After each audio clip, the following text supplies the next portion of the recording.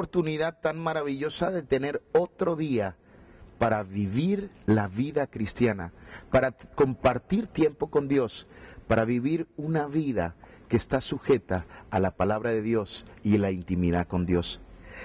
¿Sabes? Siempre estamos preocupados por los animales que están en extinción. Y muchos seres humanos hablan de eso, hay programas de televisión en todas partes. Pero ¿sabes? Hay alguien que de verdad está en extinción y es el ser humano. Y usted puede decir, pastor, pero si son muchos, sí. Pero el enemigo cada día está extinguiendo la vida de alguien. Cada minuto, cada segundo, está llevando a su terreno la vida de muchas personas. Por eso el verdadero ser que está en peligro de extinción no es un animal, no es nada en el planeta, es el ser humano. Por eso vamos a hablar hoy de la vida. En unos instantes, después de leer las escrituras de hoy, estoy con vosotros de nuevo. Un saludo. Éxodo 21, 12 al 27. El que hiriere a alguno, haciéndole así morir, él morirá. Mas el que no pretendía herirlo, sino que Dios lo puso en sus manos, entonces yo te señalaré el lugar al cual ha de huir. Pero si alguno se ensoberbeciere contra su prójimo y lo matare con alevosía, de mi altar lo quitarás para que muera. El que hiriere a su padre o a su madre morirá. Asimismo el que robare una persona y la vendiere, o si fuere hallada en sus manos, morirá. Igualmente el que maldijere a su padre o a su madre morirá. Además, si algunos riñeren y uno hiriere a su prójimo con piedra o con el puño, y éste no muriere, pero cayere en cama, si se levantare y anduviere fuera sobre su báculo, entonces será absuelto el que lo hirió.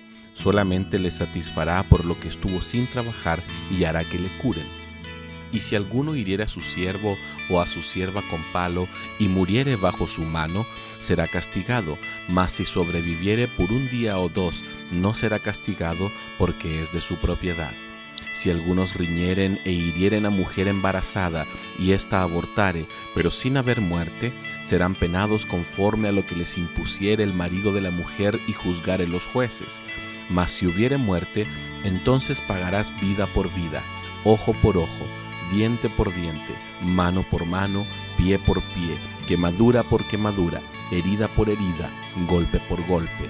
Si alguno hiriere el ojo de su siervo o el ojo de su sierva y lo dañare, le dará libertad por razón de su ojo. Y si hiciere saltar un diente de su siervo o un diente de su sierva, por su diente le dejará ir libre. Qué pasaje el de hoy, ¿no? Y quizá yo lo estaba leyendo esta mañana y digo, Señor, si yo no mato a nadie, yo no le pego a nadie, o sea, a mí me da temor y pavor pegarle a alguien, me cuesta mucho pegarle a alguien, de hecho no lo hago.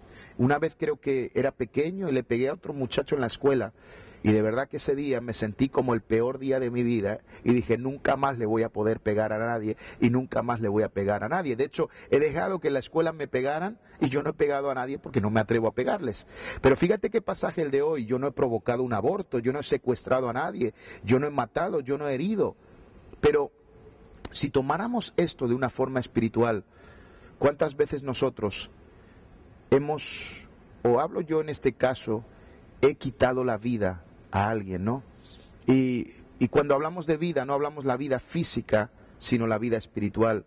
Porque eso hay una realidad hoy en día, es que tenemos cantidad de gente que son, podemos llamarlo muertos vivientes, gente en nuestras calles que están muertos, que no hay vida en ellos, a pesar de que caminen, de que coman, de que vean televisión, de que trabajen, pero dentro, en su interior, están muertos espiritualmente, ¿no? Y sabes, tenemos que entender, como dice el pasaje de hoy, que la vida es valiosa. La vida, el autor de la vida es Dios. Nadie puede crear vida. Por más que los científicos intenten, no van a conseguir crear vida. Porque la vida que pueden ellos crear nace de otra vida ya existente. Pero Dios trae vida de nada, de absolutamente nada. Y sabes, Dios es el autor, es el dador de la vida, es el creador, es el que creó toda esta dimensión de la vida tan maravillosa que muchas veces no aprendemos a vivirla. Y sabes, es tan valiosa y muchas veces no tenemos cuidado. Yo creo, el Señor me estaba hablando en este día de tener cuidado, de cuidar de la vida lo máximo. No solamente en mi interior, sino en todas aquellas personas que me rodean. No hablar palabras de muerte, no desear mal a nadie, sencillamente hablar vida.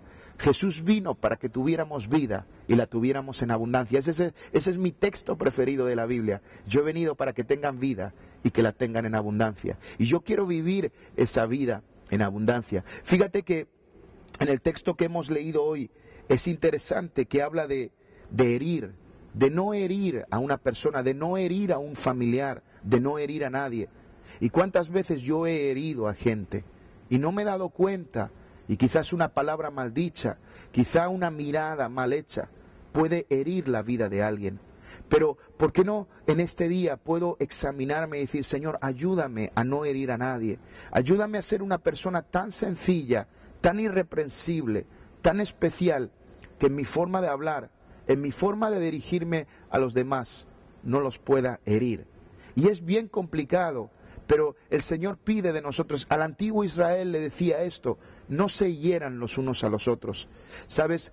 No ganamos nada hiriendo al prójimo, no ganamos nada hiriendo a un familiar, en absoluto. Todo lo contrario, perdemos, dañamos y eso luego repercute en nuestras vidas. Habla de matar. Hay muchas veces que sin quererlo se mata espiritualmente la vida de una persona. Sencillamente una persona fue asesinada espiritualmente y nos cuesta creerlo, pero a veces sucede así. Por eso tenemos que perdonar, porque el perdón devuelve la vida. Por eso tenemos que ser capaces de pedir perdón, de arreglar las situaciones difíciles que hemos puesto. ¿Sabes para qué? Para que nadie se pierda. Como dijo Jesús, que ninguno se pierda. Ese debe ser nuestro deseo, ese debe ser nuestro anhelo. ¿Sabes por qué? Porque nosotros somos hijos del Creador y el Autor de la vida. Y nosotros tenemos que ser pro vida también, donde quiera que estemos. Fíjate que habla de no secuestrar, de no privar de libertad, de no, ¿sabes? Cuando en España han habido muchos casos de secuestro de niños, cuando una familia le quitan un hijo, y hay un pastor bien conocido que es Juan José Cortés, cómo le secuestraron esa niña, y muchos pastores vivimos cerca de él, esa situación, lo vimos en televisión, y se nos hacía una bola en dentro, era como si se robara la vida, y yo lo conozco personalmente, y es como si se hubiera terminado la vida, porque alguien secuestró a su hija. Y sabes, espiritualmente también podemos privar de libertad a gente, quitarle a gente esa libertad que tienen en Cristo. ¿Cuántas veces no hemos venido de una manera legalista a privar la libertad, a atar a la gente con cadenas, con cargas que ellos mismos no pueden llevar y los privamos de esa libertad? Y no podemos hacer eso. Tenemos que enseñar a nuestra gente, tenemos que enseñar en nuestras familias a vivir en esa libertad para servir a Jesús. Habla también de provocar el aborto, y eso lo vemos en nuestra sociedad. Pero ¿cuántos abortos de gente se ha producido en las iglesias? ¿Cuántos abortos se han producido sin querer, sin darnos cuenta? Llegó una persona nuevita a la iglesia y le dijimos cualquier barbaridad y esa persona nunca más volvió al evangelio. Y solo podemos dejarla en las manos de Dios y orar a Dios para que la vuelva a traer a la vida, que el espíritu de resurrección, que es el que Cristo trajo en la cruz del Calvario, pueda traer esa vida. ¿Sabes qué es lo interesante de todo? Todo esto que estamos hablando, que el autor de la vida tuvo que crear una salida para cada uno de nosotros, y se llama la resurrección. Por eso es lo más maravilloso, y es el milagro. Hemos quizá maldecido, hemos quizás sido tropiezo para alguien, quizá hemos hecho cosas que no teníamos que hacer y pedimos a perdón al Señor por ellas y quizá todos podemos examinarnos en este día. Yo soy pastor y yo sé que a lo mejor he hecho cosas, he dicho cosas que a lo mejor han provocado la muerte o que alguien está herido. Pero ¿por qué no cambiamos esa situación? Tenemos un poder que Jesús logró en la cruz del Calvario, que es el poder de la resurrección. Tú y yo tenemos ese poder para volver aquello que se murió a la vida.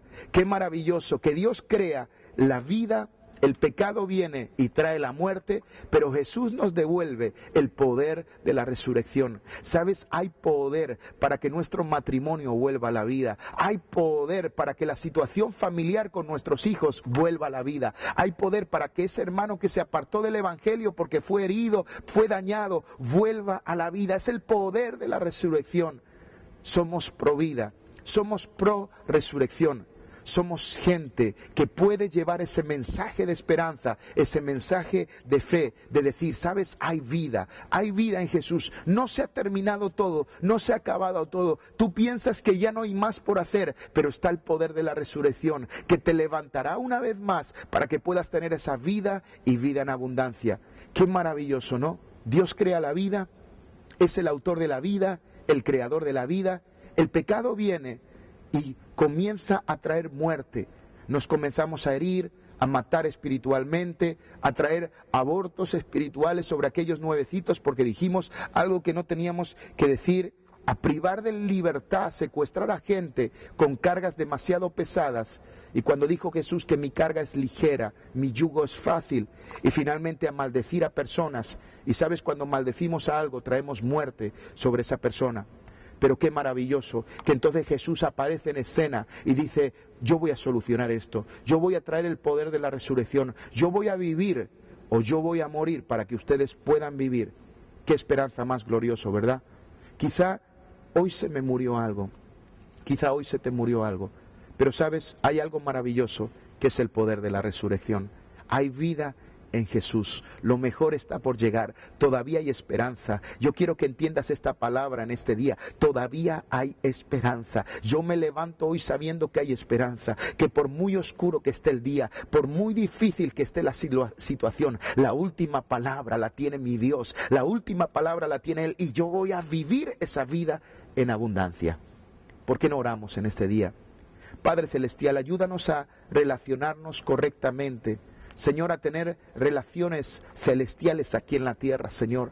Señor, a relacionarnos, Señor, que nuestras relaciones con la gente produzcan vida, produzcan esplendor, produzcan abundancia, Señor. Señor, en el nombre de Jesús pedimos por nuestras familias, nuestros hijos, nuestras esposas, Señor. Señor, bendice, Señor, a nuestros esposos también, para aquellas mujeres, Señor, bendice las familias de la iglesia, las familias espirituales, Señor. Bendice nuestra nación, restaura, Señor, y ayúdanos a nosotros a ser portadores de esa vida en abundancia, esa vida de resurrección que tú nos brindaste en la cruz del Calvario. Señor, gracias por todo, en el nombre de Jesús. Amén. Aplicación para el día de hoy, bien sencilla. ¿Por qué no nos convertimos en esas personas pro vida? Qué maravilloso, ¿verdad? Vamos a buscar vivir una vida que produzca más vida. Vamos a dar palabra de vida. Vamos a mirar. Había una antigua canción que decía, una mirada de fe, una mirada de amor es la que puede salvar al pecador. Vamos a dar miradas de fe, miradas de amor, miradas de vida. Vamos a relacionarnos y traer esa vida, porque tú y yo somos hijos del autor de la vida y tenemos el poder de la resurrección en cada uno de nosotros. Así que vivamos esa vida y también produzcamos esa vida en abundancia. Desde España te saludo, soy el pastor Samuel Justo.